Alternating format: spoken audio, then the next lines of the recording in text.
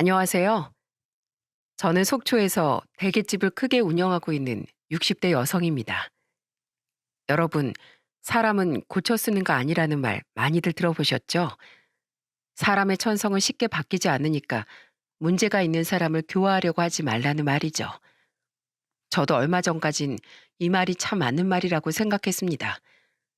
바람을 피는 사람이 또 피고 사기를 쳐서 교도소에 갔다 온 사람이 또 사기를 치는 것만 봐도 알 수 있잖아요. 더군다나 아직 배움이 많이 필요한 어린 사람이라면 몰라도 다 큰 성인이라면 잘못된 행동을 고치기가 더 어렵겠죠. 그런데 살다 보니 그 말이 틀릴 때도 있다는 걸 깨닫게 되더군요. 엄마 없이 자라 기본적인 예의 범절도 모르던 우리 며느리가 저의 독한 교육으로 인해 사람이 되는 날도 오게 되었으니까요. 제가 오늘 들려드릴 얘기는 버릇없던 우리 며느리에 대한 이야기입니다. 듣다 보면 화가 나실 수도 있지만 믿기만 한 아이는 아니니 나중에 어떻게 변하는지 끝까지 지켜봐 주세요. 그럼 이야기를 시작해 보겠습니다. 저는 20대 초반에 속초에서 작은 대게집을 운영하는 남편과 결혼했습니다. 워낙 어릴 때라 남편의 자상한 모습만 믿고 덜컥 결혼을 결심했었죠. 그땐 시부모가 뭔지 시집살이가 뭔지 잘 모를 때였어요. 그런데 결혼을 하고 보니 여태까지 몰랐던 끔찍한 시집살이가 펼쳐지더라고요. 남자 형제가 한 명도 없던 남편은 집안의 귀한 독자였습니다. 아들을 귀하게 여기던 그 옛날, 독자가 얼마나 중요한 대접을 받는진 말 안 해도 다들 아시겠죠? 저는 결혼하자마자 빨리 아들을 낳으라는 시어머니의 닥달에 시달려야 했습니다. 넌 시집 온 지가 언젠데 아직도 소식이 없냐?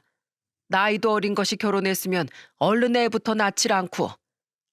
아유, 저 모질이 살림도 할 줄 몰라. 가르칠 게 산더미인데 애도 못 낳고 있으면 어쩌자는 게냐? 내가 아주 며느리 잘못 들였지. 암 잘못 들였고 말고. 게다가 시어머니는 어찌나 간섭이 심하신지 별것도 아닌 걸 자꾸 임신하고 연관지어 저를 괴롭혔어요. 저는 결혼하고 남편이 운영하는 대게집에서 같이 일을 도왔는데 계속 찜기에 대게를 찌다 보니 뜨거운 수증기 때문에 매일 땀을 뻘뻘 흘려가며 고생을 했습니다. 그런데 너무 더워 팔이라도 걷으면 시어머니가 뭐라고 하셨는 줄 아세요? 여자가 몸가짐을 바르게 하고 다녀야 애가 들어서는 법이다. 아유, 그렇게 칠렐레 팔렐레 하고 다니니 애가 들어설 턱이 있나? 아니, 제가 뭐 짧은 치마를 입고 일하는 것도 아니고 가슴을 훤히 드러내놓고 있는 것도 아닌데 겨우 소매 한번 걷었다고 이런 소리까지 들어야 하나요? 정말 답답해서 미치는 줄 알았습니다. 그런데 그때 당시엔 시어머니한테 대들 수 있는 분위기도 아니어서 그냥 마음속으로 꾹꾹 참기만 했죠. 전 하루라도 빨리 아들 낳아 시어머니의 구박에서 벗어나고 싶었어요. 그런데 그런 제 마음과는 달리 아이는 쉽게 들어서질 않더라고요. 임신을 하지 못하고 시간이 점점 지나가자 시어머니의 구박은 날이 갈수록 더 심해졌어요. 너 우리 집에 시집 온 지가 벌써 2년째다. 네가 우리 김씨 집안 대를 아주 끊어버릴 작정인겠냐? 옛말에 씨가 아무리 좋아도 밭이 나쁘면 씨앗이 자라지 못하는 거랬다. 황댕이가 크길래 애를 순풍순풍 낳을 수 있을 줄 알고 들였더니만 아주 개짓구실도 못하는 년이었구나. 우리 귀한 아들이 어디서 저런 못난 걸 데려와선. 대게집에서 일하는 것도 힘든데 집에 와선 쉬지도 못하고 저런 잔소리만 듣고 있으니 이 결혼을 무르고 싶다는 생각마저 들더군요.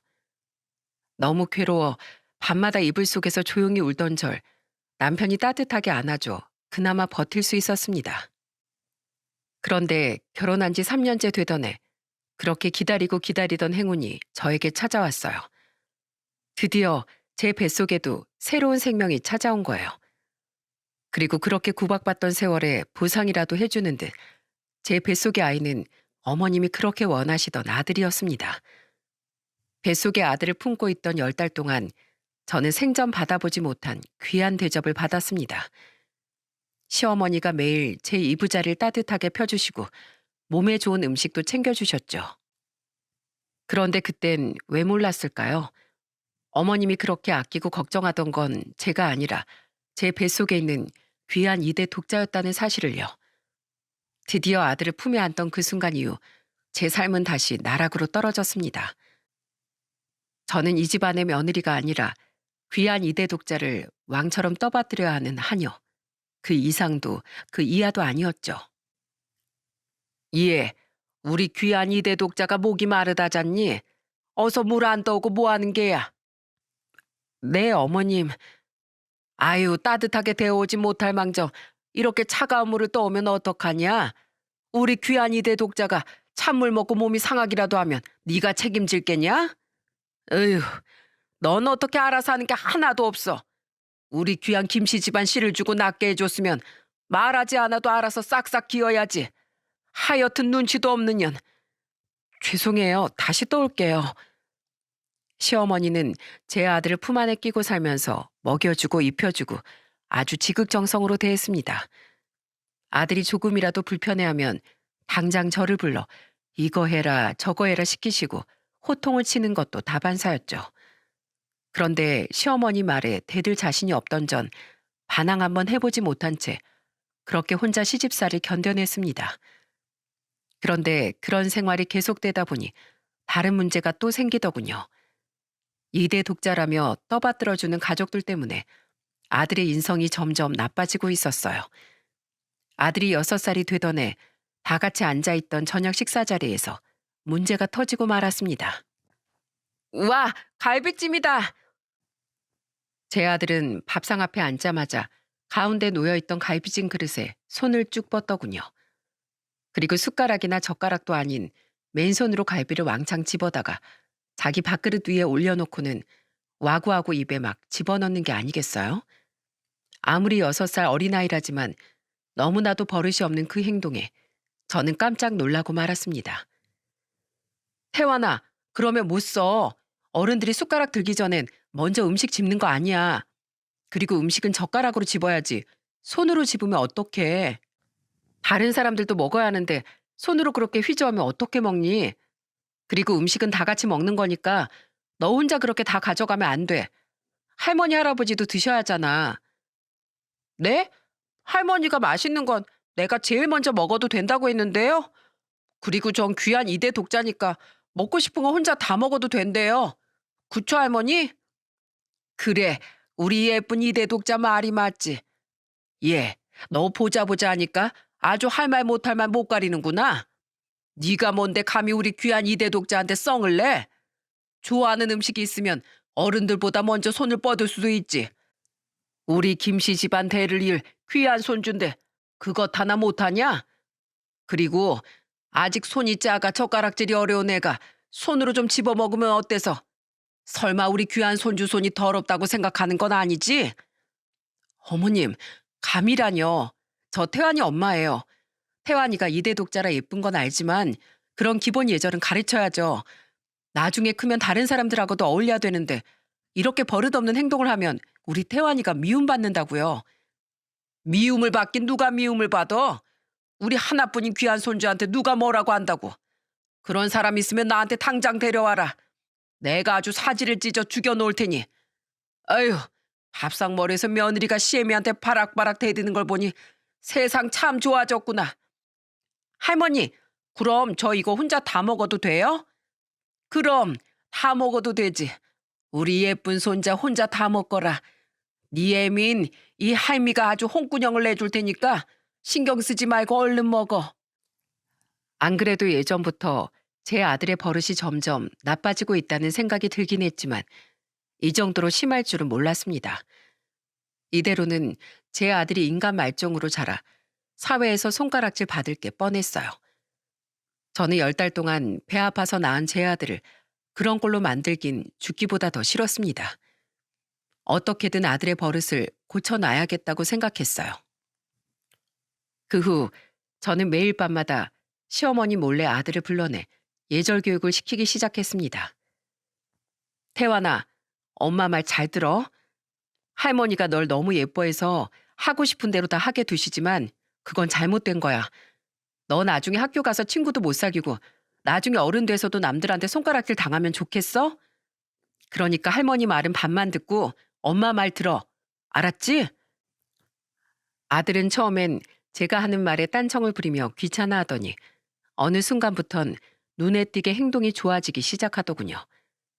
시어머닌 그것도 모르고 가르쳐 주지 않았는데도 점잖게 행동한다며 자기 손주가 전생에 성인 군자였다는 둥 이상한 말을 하더라고요. 얼마 후 아들이 초등학교 입학하고 친구들과 잘 지내는 모습을 보면서 속으로 얼마나 안심했는지 모릅니다. 이제 아들이 성인이 될 때까지 잘 키워야겠다는 생각뿐이었어요. 그런데 한시름 놓자마자 조금 잦아든 것 같던 시어머니 시집살이가 다시금 심해지기 시작하더군요. 얘, 너 정신이 있는 애니 없는 애니? 태완이 하나 낳았다고 언제까지 가만히 있을 셈이야? 너 내가 도대체 언제까지 그러고 있나 몇 년을 지켜봤다. 그런데 너무한 거 아니냐? 자고로 시집을 왔으면 자손을 이어하는 게 며느리의 도리인 것을 넌 기본적인 도리도 하지 않고 어떻게 그렇게 뻔뻔하게 얼굴을 들고 다니는 게냐? 네?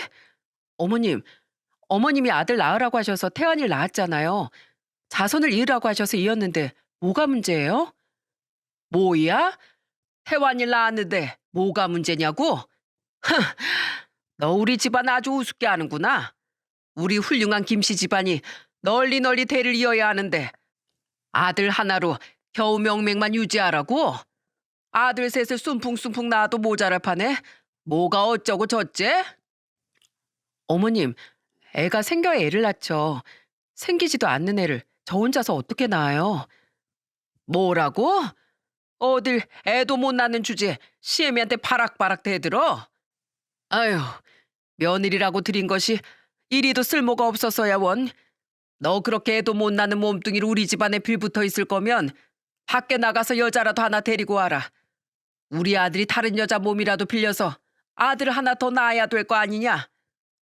네? 밖에서 여자를 데려오라뇨. 말씀이 너무 심하신 거 아니에요? 그런 어머님도 아들을 한 명만 낳으셨잖아요. 나랑 너랑 같으냐? 나 땐 끼니도 제대로 못 먹고 힘들게 밭일까지 했으니 애를 가지기 어려웠지. 그런데 넌 삼시세끼 제대로 된 밥 다 챙겨 먹고 뜨뜻한 방바닥에 등 지지면서 자는데 이런 좋은 환경에서 애를 왜 못 가져? 얼마나 밭이 안 좋으면 우리 건강한 아들이 씨를 주는데도 받질 못하냐 말이다. 어휴, 저 못난 것 같으니라고. 됐다. 내가 밖에서 다른 여자를 알아오던지 해야겠다. 우리 김씨 집안에 어쩌다가 저런 것이 들어왔는지 원. 저는 너무 서러워서 바닥에 주저앉아 펑펑 울었습니다. 그런데 시어머니는 그런 저를 경멸의 눈으로 쳐다보면서 혀를 끌끌 차더군요. 마치 죽을 죄를 진 죄인을 쳐다보는 것 같은 표정이었어요. 그런데 저라고 왜 아이를 더 낳고 싶지 않았겠어요? 저도 우리 태안이한테 동생을 만들어주고 싶은 마음만은 굴뚝 같았는데요. 딸이든 아들이든 하나라도 더 생기면 좋으련만 아무리 노력해도 생기지 않아 너무 답답하더라고요. 하루는 시어머니의 모진 구박에 이대로는 도저히 안 되겠다 싶어서 남편과 함께 병원을 찾았습니다. 그런데 거기서 청천벽력 같은 소식을 듣게 되었죠. 환자분은 자궁이 원래 안 좋으셔서 첫째 아이를 낳으신 것도 엄청난 기적입니다. 그런데 출산을 하며 자궁이 더 망가져서 이젠 더 이상 아이를 가질 수 없는 몸이라고 보셔야 돼요. 시어머니의 구박에서 벗어날 수 있는 방법은 아들을 하나 더 낳는 것뿐인데 이젠 아이를 가질 수 없는 몸이 되었다니요. 저는 너무 큰 충격에 할 말을 잃었습니다. 이제 내 인생은 끝났다는 절망감까지 들었어요. 그런데 시어머니는 제가 불임이 되었다는 사실을 알자마자 저를 완전히 쓸모없는 쓰레기 취급하더군요. 저는 매일매일 너무 괴로워 죽고만 싶었습니다. 만약 저를 위로해주는 남편이 없었더라면 전 이미 아들만 데리고 그 집에서 나았을지도 모릅니다. 여보, 많이 힘들지? 우리 어머니 대신에 내가 사과할게. 가뜩이나 몸도 안 좋은데 험한 말만 듣게 해서 정말 미안해. 난 당신이 우리 예쁜 태환이도 낳아주고 가게 일도 많이 도와줘서 너무 고마워. 여보, 난 있지? 아들 하나 더 필요 없어. 우리 태환이 하나만으로도 충분해. 당신도 그렇지?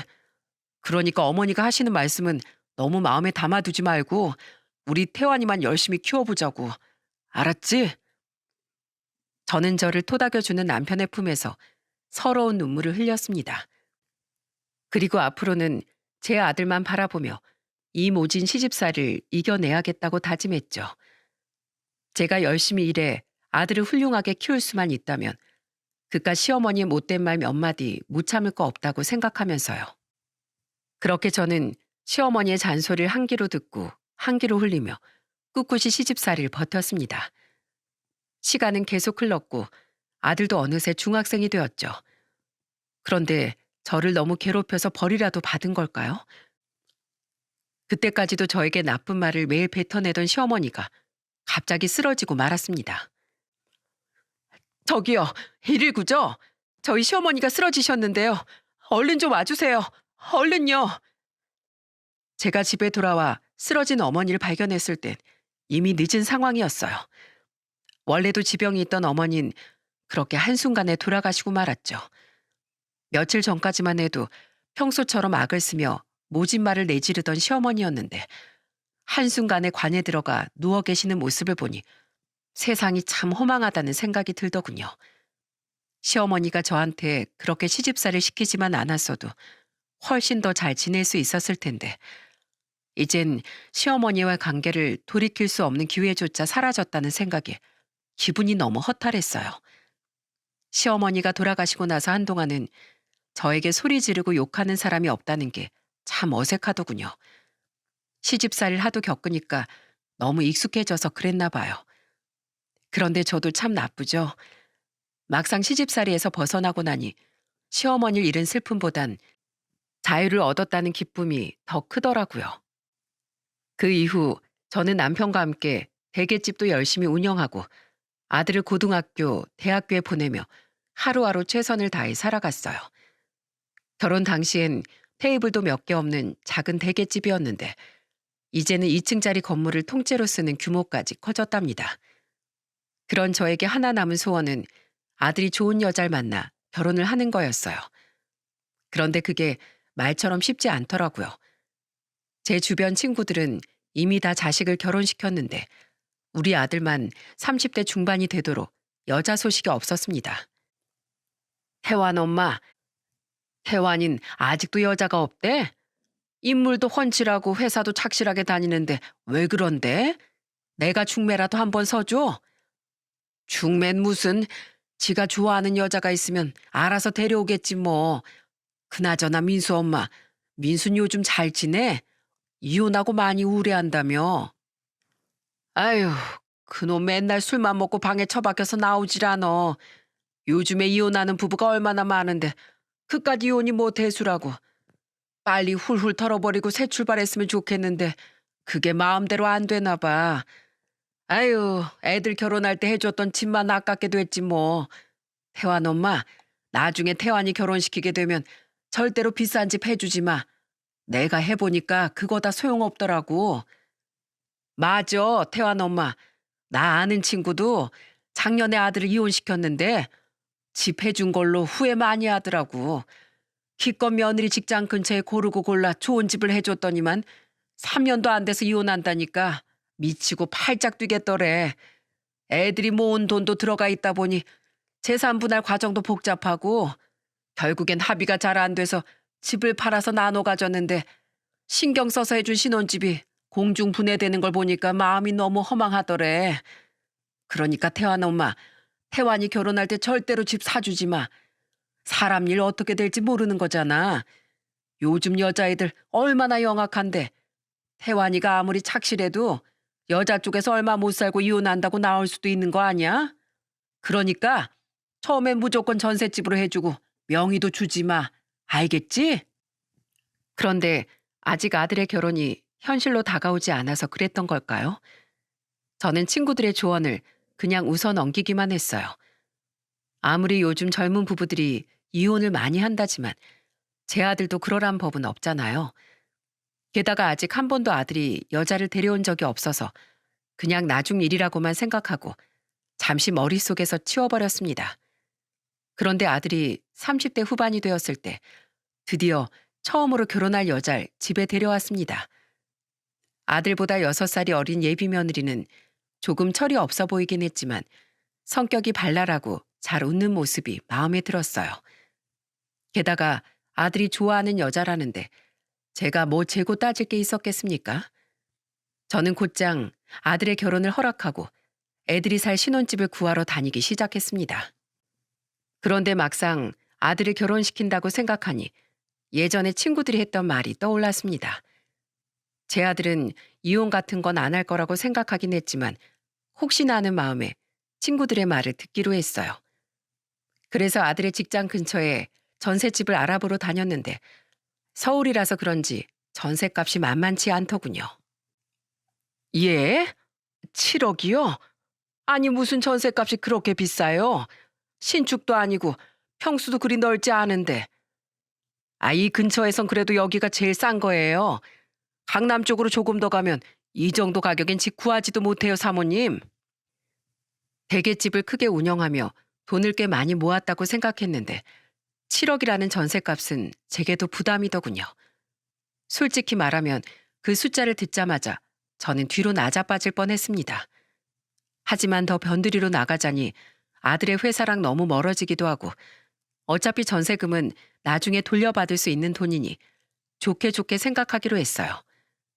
결국 전 가지고 있던 현금에 대출을 조금 받아 아들 부부의 신혼집으로 그 전셋집을 해주었답니다.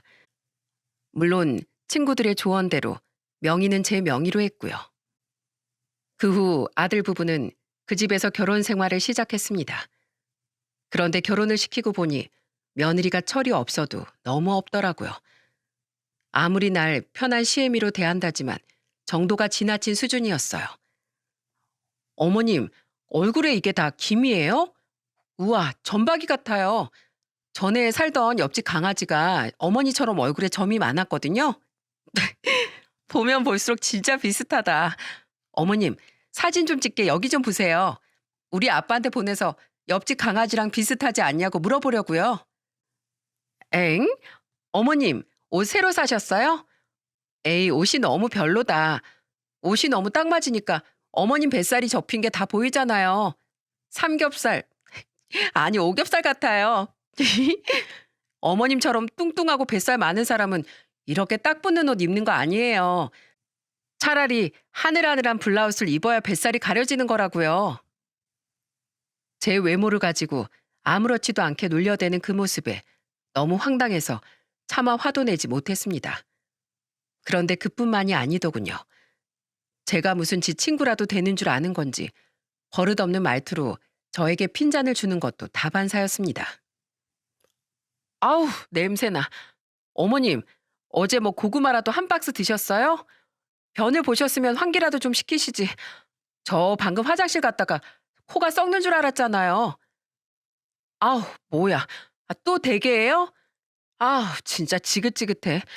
아무리 대게집을 하신다지만 어떻게 이렇게 대게만 자주 주실 수가 있어요. 전 대게보단 랍스타가 더 먹고 싶단 말이에요. 그러니까 다음에 랍스타 쪄주세요. 어머님, 저 많이 먹을 수 있으니까 왕창 큰 걸로요. 어휴, 아우 비린내. 어머님, 손 깨끗이 씻으신 거 맞아요? 어머님이 깎아주신 사과에서 왜 비린내가 나요? 아우, 갑자기 속이 안 좋네. 그러게 제가 일 끝나고 집에 오면 비누로 손을 박박 씻으라고 했잖아요. 예쁘다고 봐주는 것도 한계가 있지. 저는 어른한테 막무가내로 구는 며느리에게 한마디 해야겠다고 생각했습니다. 너 지금 어른한테 그게 무슨 말버릇이니? 그동안 하도 예의 없게 굴길래 이 시엠이랑 친해지고 싶어서 그런가 보다 하고 참았는데 도저히 안 되겠구나. 그리고 태안이 너도 네 마누라가 말을 함부로 하면 남편인 너라도 애한테 주의를 줘야지. 어떻게 이런 애를 그냥 놔두니? 에이 엄마, 당연히 저도 몇 번이나 얘기했죠. 그런데 워낙 어릴 때부터 이렇게 자라와서 잘 안 고쳐지나 봐요. 장인어른이 그러시는데 소위 얘가 엄마를 일찍 잃고 장인어른 혼자서 키우시느라 오냐오냐 했던 게 없지 않아 있대요. 그래서 버릇이 조금 없는 것 같으니까 저보고 조금만 이해해달라고 몇 번이나 당부하셨는지 몰라요. 그러니까 엄마가 조금만 이해해 주세요. 치, 어머님, 좀 꼰대 같은 면이 있으시다. 저희 아빤 이런 사소한 걸로 뭐라고 안 하시는데. 어머님, 원래 사람은 다 다른 환경에서 자라는 거잖아요. 전 평생 이렇게 컸는데 어떡해요, 그럼. 갑자기 예의 운운하면서 이것도 안 된다, 저것도 안 된다 하는 건 저한텐 억압이라고요. 참고 참다 한 소리 했더니 꼰대라면서 받아친 며느리를 보니 참 기가 막히더군요. 아무리 사돈 어른이 오냐오냐 하며 키웠다지만 이건 정도가 너무 심하지 않나요? 게다가 말만 믿게 하면 몰라 행동에서까지 예의라곤 쥐뿔도 없으니 도대체 어디서부터 얘기를 해야 할지 막막하더군요. 예, 어른이 숟가락을 들지도 않았는데 네가 왜 먼저 들어? 이런 건 기본적인 식사 예절이야. 아무리 사돈 어른이 널 오냐오냐 하며 키우셨어도 이런 건 학교에서라도 배우지 않니? 헤이, 요즘 세상에 누가 먼저 먹으면 뭐 어때서요? 배고픈 사람이 먼저 먹으면 되는 거죠, 어머님. 어머, 얘 좀 봐. 아, 어른이 누워있는데 누가 그 위로 훌쩍 넘어다니니? 저 구석 쪽으로 돌아서 가질 않고 그러다 실수로 밟기라도 하면 어떡하려고 그래? 에이, 이쪽이 지름길이라서요. 그러게 왜 침대에 놔두고 거실에 누워 계세요? 그리고 저 몸이 날렵해서 절대로 밟을 일 없어요. 그리고 만약에 밟으면 좀 어때서요?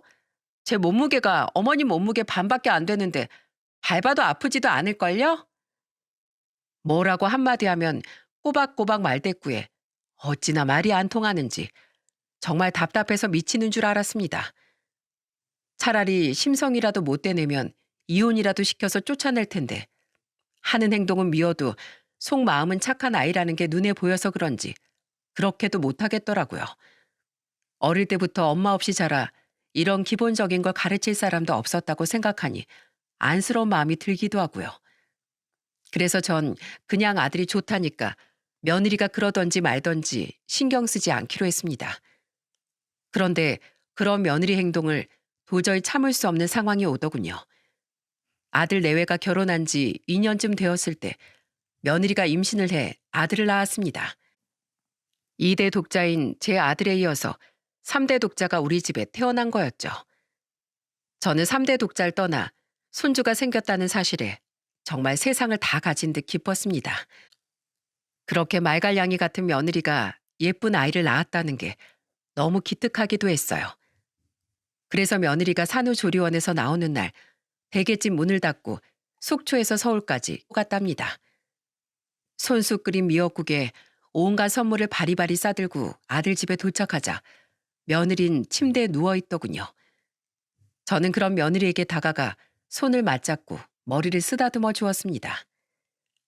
아이고 며느라, 정말 고생 많았다. 이렇게나 예쁜 손줄 낳아주다니 내가 정말 너한테 고맙구나. 아, 그리고 이건 너에게 주는 내 선물이다. 아기 낳느라 힘들었을 텐데 이걸로 너 먹고 싶은 것도 사 먹고 예쁜 옷도 사 입거라. 그렇게 말하고 며느리에게 100만 원이 든 봉투를 건네줬는데 며느린 봉투 안에 든 돈을 세어보더니 입을 삐쭉 내밀더라고요. 에이, 겨우 100만 원? 어머님, 설마 출산 선물을 이걸로 퉁치시려는 거예요? 어머님 그렇게 안 받는데 너무 쪼잔하시다. 귀한 3대 독자까지 낳아줬는데 보답이 겨우 이거예요? 그러지 말고 선물 다시 주세요. 뭘로 받으면 좋을까? 아, 저희 이제 아기도 키우려면 더 넓은 집으로 이사 가야 하니까 5억만 더 해주시면 되겠다. 어머님, 저 5억 주세요. 뭐라고? 5억? 너 지금 나하고 장난하는 거니? 네? 장난이라뇨. 저 진심으로 얘기하는 건데요. 이이가 2대 독자라서 엄청 귀하게 컸다면서요. 그런데 전 2대 독자보다도 더 귀한 3대 독자를 낳았으니까 당연히 그만한 선물은 받아야죠. 안 그래요, 어머님?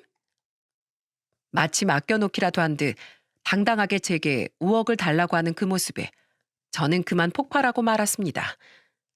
그동안 예의 없게 구는 것도 다 참아줬는데 이건 정말 선을 넘었다고 생각했어요. 그래서 저는 아직 출산 후 몸이 다 회복도 되지 않은 며느리에게 화를 내고 말았습니다. 아무리 세상 물정을 모른다지만 5억이 누구 집 개 이름이냐? 내가 보자 보자 하니까 시애미가 무서운 줄도 모르고. 그리고 뭐? 3대 독잘 낳아줘? 너 우리 집에 애 낳아서 장사하려고 들어왔니? 어떻게 그런 되먹지 못한 말을 내뱉어? 저는 분한 마음을 감추지 못한 채 씩씩거리며 아들 집을 빠져나왔습니다. 그런데 며느리는 자기가 뭘 잘못했는지도 모르는지 저에게 전화 한 통 없더군요. 이 소식을 들은 아들만 저에게 전화해서 며느리 대신 자기가 사과한다고 하는데 어찌나 분통이 터지던지 손주도 낳은 마당에 당장 이혼하라고 하기도 쉽지 않고 전 어떻게 하면 이 며느리의 버릇을 단단히 고쳐줄 수 있을지 일주일 내내 고민했답니다. 그리고 일주일 후 고민 끝에 답을 내린 저는 아들 집에 찾아갔어요. 며느리는 제가 화난 것도 모르고 또다시 해맑게 저를 맞이해 주더라고요. 어머님 오셨어요? 오늘은 무슨 일이세요? 빈손으로 오신 거 보니까 선물도 하나 안 사오셨나 보네요. 저 과일이 먹고 싶었는데 오실 때 과일이라도 한 박스 좀 사다 주시지. 내가 설마 손주까지 낳아준 우리 며느리한테 빈손으로 왔겠니? 당연히 선물을 가져왔지. 자, 여기 있다. 널 위한 특급 선물이니 한번 열어보거라. 저는 특급 선물이라며 며느리에게 노란 종이봉투를 하나 내밀었습니다. 며느리는 안에 있는 내용물을 열어보지도 않은 채 지레 짐작하고선 좋아하더라고요. 우와, 이게 뭐예요, 어머님? 알겠다. 제가 지난번에 얘기했던 5억 주시는 거죠?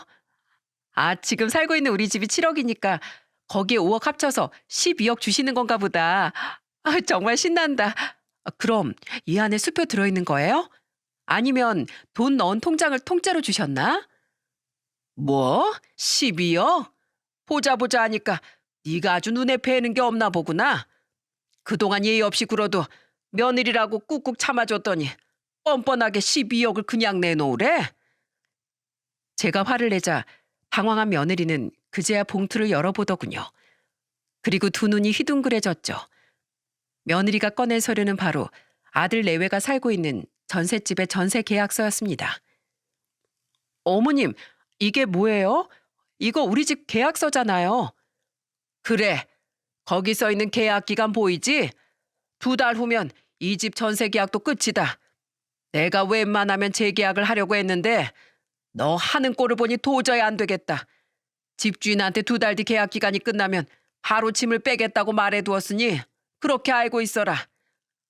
어머니, 그게 무슨 소리세요? 이 집을 빼면 저흰 당장 어디로 가라고요? 너처럼 되먹지 못한 애한텐 이런 비싼 전셋집은 어울리지도 않는구나. 내가 500에 30짜리 반지하 월세방이라도 얻어줄 테니 거기서 살거라. 너한테 월세방도 아깝다만 내 손질 봐서 그렇게라도 해주는 거니 잔말 말고 따르고. 그제야 며느리는 상황 파악을 했는지 얼굴이 새파랗게 질리고 말았습니다. 그리고 몇 번이나 현실을 부정하는 말을 내뱉더니 이윽고 제게 애원을 하기 시작하더군요. 어머님, 잘못했어요. 제가 그동안 버릇없게 군 거 사과드릴게요. 그러니까 제발 전셋집만은 빼지 말아주세요. 이제 아이도 있는데 반지하 월세방에서 어떻게 살라고요? 그러게 진즉에 내가 몇 번 얘기했을 때 들었어야지. 여태까지 어른 무서운 줄 모르고 너 하고 싶은 대로 다 하더니만 이제 와서 집이 없어진다니 반성하는 게냐? 그게 아니라요, 어머니. 저희 아빠는 제가 틱틱거리면서 말해도 다 받아주시니까 어머님도 당연히 받아주실 줄 알았어요. 저를 딸처럼 생각해 주신다길래 당연히 그래도 되는 줄 알았단 말이에요. 솔직히 말해서 어머님이 예의 없다고 저한테 말씀하시는 것들 뭐가 잘못된 건진 전 잘 몰라요. 몰라서 못하는 건데 잔소리만 하시니까 짜증나서 그랬어요. 그런데 이제부턴 반성하고 저 진짜로 안 그럴게요. 어머님이 하지 말라는 건 안 하고 말도 예쁘게 할 테니까 제발 용서해 주세요, 어머니. 반성하겠다고? 여태까지 30몇 년을 그렇게 살아왔다면서 하루아침에 반성하겠다는 네 말을 어떻게 믿니? 진짜예요. 진짜 약속할게요. 만약에 제가 반성을 못하면 그땐 절 때리세요, 어머니. 그러니까 제발 전셋집에서만은 계속 살게 해주세요. 네? 네가 아무리 약속을 한다고 해도 난 너 못 믿겠다. 그럼 이렇게 하자. 난 네가 진짜 반성하는지 직접 몸으로 증명하지 않는 이상 못 믿겠으니 당장 짐 싸고 속초로 내려오거라. 넌 예절 교육을 하나부터 열까지 내가 다 시켜야겠으니까. 그럴게요, 어머니. 제가 속초로 내려가서 어머님이 하라는 대로 다 할게요. 울면서 애원하는 며느리의 모습을 보자 조금은 마음이 풀리더군요. 솔직히 어떤 시어머니가 손주를 낳은 지 얼마 되지도 않은 며느리를 월세 단칸방으로 내쫓고 싶겠습니까? 저도 말은 강하게 했지만 그럴 생각은 추워도 없었습니다. 그냥 이번 기회에 며느리의 버릇을 고쳐놔야겠다는 생각으로 이런 일을 벌인 거죠. 그리고 생각해보니 아들은 직장 다니느라 바쁜데 며느리 혼자서 서울에서 아기를 보긴 너무 힘들 것 같더라고요. 나이만 먹었지 하는 행동은 어린애 같은 며느리가 갓난아기를 어떻게 혼자서 돌보겠어요. 그래서 저는 며느리와 손주를 제 곁에 두면서 손주도 봐주고 며느리의 예절 교육도 시킬 목적이었습니다. 이틀 후 며느리는 약속한 대로 짐을 바리바리 싸들고 손주와 함께 속초에 내려왔습니다. 그리고 저의 혹독한 교육이 시작되었죠. 어허, 어른이 먼저 들기 전에 숟가락 들면 안 된다고 했지? 아휴, 아파요. 그렇다고 젓가락으로 손등을 때리시면 어떡해요. 한 번쯤 까먹을 수도 있지. 정말 너무하셔. 어른한테 말할 땐 밥 먹었어요가 아니라 식사하셨어요 라고 말하는 거야. 얼른 따라 해봐. 어머님, 식사하셨어요? 아유, 어색해요. 이거나 그거나 말뜻은 똑같은데 그냥 아무렇게나 하면 안 돼요? 머릿속에 생각한 걸 그렇게 함부로 내뱉으면 안 되는 거야. 말하기 전에 한 번 더 생각하라고 내가 말했어, 안 했어? 집에서 그러는 거야. 가족들끼리니까 이해해 줄 수도 있다지만 밖에 나가서 그런 식으로 행동하면 우리 가족까지 다 욕먹는 거다. 게다가 네 아들도 그런 널 보고 자랄 텐데 아이가 나중에 밖에 나가서 손가락질 받으면 너 기분 좋겠니? 저는 그 옛날 오냐오냐 자라던 제 아들을 교육했을 때를 떠올리며 며느리를 하나씩 가르쳐 나갔습니다.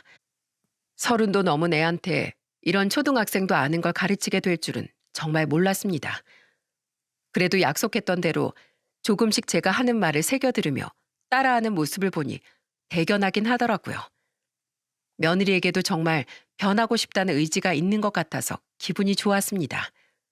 그런데 어느 날 오랜만에 가게 문을 일찍 닫고 집에 들어갔는데 집 안쪽에서 훌쩍거리는 소리가 들리더라고요. 조용히 소리가 들리는 쪽으로 가보자 며느리가 손주를 안고선 누군가와 통화를 하고 있었습니다. 여보, 나 너무 힘들어. 어머님이 시키는 대로 따라하려고 노력하긴 했는데 할 것도 많고 외울 것도 많아서 너무 어려워. 난 왜 이런 걸 여태까지 모르고 살았을까? 어머님이 그러시는데 이런 건 초등학생 애들도 다 아는 내용이래. 아무래도 난 우리 아빠 말처럼 오냐오냐 자라서 그런 건가 봐. 여보, 나도 그냥 여보 따라서 서울로 올라가면 안 돼? 어머님 가게 나가셨을 때 나 혼자 애기 보는 것도 너무 힘들단 말이야. 그런데 안 되겠지? 내가 여기서 어머님한테 예절 교육 받기로 약속했으니까. 내가 여기서 포기하면 우리 가족은 반지하 월세방으로 이사 가야 하잖아. 나 우리 하준이한테 멋진 엄마가 되고 싶어. 그러니까 힘들어도 힘내서 이겨내 볼게. 응원해줘서 고마워, 여보. 울면서 제 남편에게 하소연을 하는 며느리를 보자 가슴이 짠해지더군요. 아무리 우리 며느리가 밝고 긍정적인 성격이어도 어찌 안 힘들 수가 있겠어요. 갓난아기 키우는 것만으로도 벅찰 텐데 제가 수시로 잔소리를 해대고 혼을 내니 당장이라도 그만두고 싶은 마음이 드는 것도 당연했죠. 저는 그런 며느리의 마음이 혹시나 약해질까 봐 대놓고 달래주지 못했지만 걱정되는 마음에 오랜만에 몸보신 용으로 삼계탕을 끓여주었답니다. 예, 이것 좀 먹어봐라. 원래 아기 키우는 엄마가 잘 먹어야 하는 거야. 아기 보는 게 보통 힘든 일이 아니거든. 자, 여기 닭다리 2개 다 줄 테니까 꼭꼭 씹어 먹거라. 혹시라도 어디 아픈 데 있으면 바로바로 병원 가고 내가 낮엔 가게에서 일하지만 잠깐 집에 와서 하준이 봐주는 것도 못하겠니? 그제야 기분이 조금 풀렸는지 며느리는 시익 웃으며 닭다리를 맛있게 뜯더군요. 저는 해맑은 며느리의 모습을 보고 안도의 한숨을 내쉬었습니다. 그 후 전혀 변하지 않을 것 같던 우리 며느리도 점점 사람이 되어가기 시작하더군요. 1년이 지나자 며느리는 완전히 딴 사람으로 바뀌어 있었어요. 이젠 더 이상 생각 없이 말을 내뱉지도 않고 예의 없는 행동을 하지도 않더라고요. 문득 한 번씩 실수를 하긴 하지만 곧바로 알아차리고서는 저한테 죄송하다며 바로 사과를 하더군요. 그리고 몇 달 전 제 생일이었습니다. 며느리는 제 생일상을 차려주겠다며 하루 전부터 장을 보고 바쁘게 움직이더라고요. 세상에 마냥 어린애 같던 며느리에게 생일상을 받아보다니 정말 꿈만 같았습니다. 우와, 이거 정말 다 당신이 만든 거야? 우리 엄마가 도와준 거 아니고? 내가 도와주긴 다 하준 엄마가 부지런히 혼자 다 한 거다.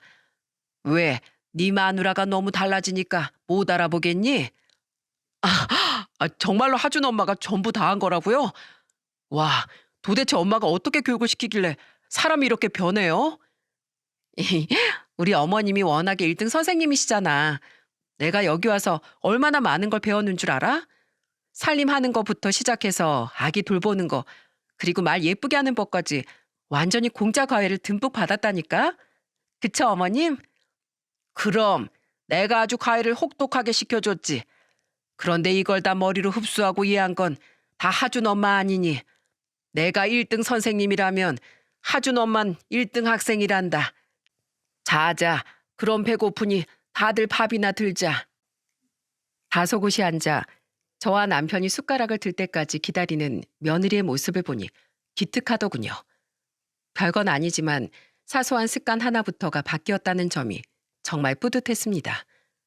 그런데 식사 자리가 끝날 무렵 며느리가 케이크 하나를 가져오더군요. 어머님, 우리 케이크에 촛불 불어요. 아, 그리고 이건 제가 어머니께 진심을 담아 쓴 편지인데 창피하니까 나중에 혼자 계실 때 읽어주세요. 아셨죠? 도대체 무슨 내용을 썼길래 창피하다고 하는지 저는 궁금했지만 꾹 참고 나중에 방에 들어가서야 그 편지를 열어보았습니다. 어머님, 생신 축하드려요. 그리고 너무 감사해요. 어머님 덕에 제가 이제야 제대로 된 사람이 된 것 같아요. 제가 전에 어머니께 했던 행동들이 얼마나 버릇없고 못된 행동이었는지 이제야 깨달았어요. 지금은 자다가도 그때를 생각하면 제 자신이 너무 창피해서 쥐구멍에 숨고만 싶더라고요. 어머님, 제가 엄마를 일찍 여의고 아빠 밑에서 오냐오냐 커서 잘 몰랐던 것들 다 알려주셔서 정말 감사합니다. 한 가정의 아내로서, 며느리로서, 그리고 엄마로서 어떤 모습을 보여야 하는지 어머님 덕에 잘 알게 되었어요. 어머님, 아직 부족한 점이 많지만 앞으로도 열심히 배우고 노력할게요. 어머님 마음에 쏙 드는 예쁜 며느리가 되고 싶어요. 그 편지를 읽은 전 가슴 깊은 곳에서부터 뜨거운 감동이 벅차오르는 걸 느꼈습니다. 그동안 며느리에게 예절 교육을 한답시고 모진 말도 많이 했는데 그럴 때마다 저도 마음이 편하지만은 않았거든요. 혹시라도 상처를 받으면 어떡하나 하는 생각도 들고 내가 남의 자식에게 너무 간섭하는 건 아닌지 걱정도 되었으니까요. 하지만 편지를 읽은 전 며느리가 제 진심을 알아주었다는 사실이 너무 고마웠습니다. 저는 그 편지를 읽고 또 읽으며 하염없이 눈물만 흘렸습니다. 그런데 어느새 제 방에 들어왔는지 며느리가 울고 있던 절 뒤에서 꼭 안아주더군요. 어머님, 전 어머님이 너무 좋아요. 저한테 그동안 잔소리 하셨던 것도 다 절 아끼니까 하셨던 것들이잖아요. 저 그리고 어머님 덕에 바뀐 제 모습이 너무 마음에 들어요. 어머님이 아니었으면 전 평생 철없는 아이로 남아 하준이도 제대로 못 키웠을 거예요. 그러니까 어머님, 그만 우시고 저랑 같이 요 앞에 산책이나 하러 가요. 오늘 어머님 생신이신데 상쾌한 공기도 마시면서 기분 전환하면 좋잖아요. 그래 며느라, 같이 산책이나 나가자꾸나. 네가 이렇게 변한 모습을 보게 되다니 오늘은 내 평생 가장 기쁜 생일이구나. 그렇게 전 며느리의 손을 꼭 붙잡고 산책을 나가 엄마와 딸처럼 도란도란 참 많은 얘기를 나누었습니다. 그날의 그 행복한 감정은 아마 죽을 때까지 잊지 못할 것 같아요. 그리고 얼마 지나지 않아 저는 며느리에게 드디어 예절 교육이 끝났음을 통보했습니다. 며느라, 이제 내가 너에게 가르칠 건 다 가르쳤구나. 이젠 내가 옆에서 하나씩 알려주지 않아도 너 혼자 잘할 테니 이곳 생활은 정리하고 다시 서울로 올라가거라. 너도 네 남편과 주말 부부로 사는 게 힘들었잖니? 그동안 정말 고생 많았다. 제가 며느리 어깨를 토닥이며 그렇게 말하자 며느리도 감격했는지 눈물을 줄줄 흘리더군요. 그리고 저에게 감사하다고 몇 번이나 인사를 하며 조용히 짐을 쌌습니다. 그 후 서울로 돌아간 며느리는 제가 가르쳐 준 대로 잘 살고 있는 것 같더라고요. 손주도 잘 키우고 살림도 잘하고 오죽하면 아들이 자기가 다른 여자랑 결혼한 것 같다며 놀라워할 정도였어요. 그런데 1년 동안 며느리와 정이 너무 많이 들었던 걸까요? 처음 며칠 동안은 속이 후련하더니 나중엔 며느리가 없는 집안이 너무 허전하더라고요. 그런데 정말 기특하게도 며느리가 매일같이 저에게 전화해 제잘되는 통에 그 허전함을 달랠 수가 있었어요. 사람이 아무리 변했어도 그 해맑은 성격만은 그대로 있어서 정말 다행이었습니다. 그런데 사람 일은 어떻게 될지 모르는 거니 아직은 더 지켜보는 게 맞겠죠. 저는 손주가 5살이 될 때까지 며느리가 지금의 개가천선한 모습을 유지한다면 그동안 고생한 것에 대한 보상을 주려고 해요. 지금은 비록 제 명의의 전셋집이지만 그때가 되면 아들 부부의 명의로 작은 집이라도 사줄까 합니다. 앞으로 살아갈 날이 저보다도 훨씬 많은 아이들인데 부모가 되어서 그 정도는 해줄 수 있잖아요. 제가 오늘 사연을 보낸 이유는 아무리 변하지 않을 것 같은 사람도 노력하면 변할 수 있다는 걸 알려드리기 위해서예요. 주변에 미운 사람이 있다면 그 사람이 왜 그런 미운 짓을 하는지 한번 헤아려 보시길 바랍니다. 우리 며느리처럼 가르쳐주는 사람이 없어서 그런 걸 수도 있으니까요. 그런 사람에게 따뜻한 손을 먼저 내밀고 변화할 수 있게 도와준다면 반드시 그 마음이 돌아올 거라고 저는 믿습니다. 요즘 날씨가 다시 쌀쌀해지고 있네요. 추운데 감기 조심하시고 모두들 건강하게 지내시길 바랍니다. 저의 기나긴 이야기 들어주셔서 정말 감사합니다.